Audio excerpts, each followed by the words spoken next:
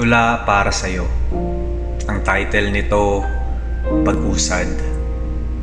Sa bawat hakbang, sa bawat paglusong, ang buhay ay patuloy na naglalakbay.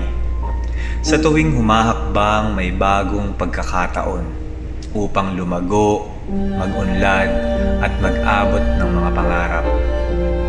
Kahit na magulo, kahit na mahirap, ang pag-usad ay palaging mararating. Kailangan lang ng tapang, kailangan lang ng lakas, at ang determinasyon na patuloy na sumulong. May mga pagsubok na darating sa landas, mga unos at hamon na hindi inaasahan. Ngunit huwag matakot, huwag mangamba, dahil sa bawat pagtawid tayo'y lumalakas. Ang pag-usad ay isa ring pagbabago, paghakbang palayo sa nakaraan.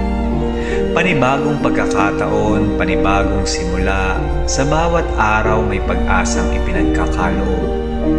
Kahit na minsan ay mabagal ang takbo, huwag kang panghinaan ng loob. Patuloy na sulong.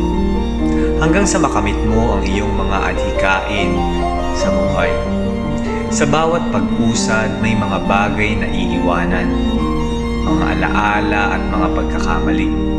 Ngunit tandaan na sa bawat hakbang na ginagawa mo, tayo'y lumalapit sa mga pangarap na hawak sa puso.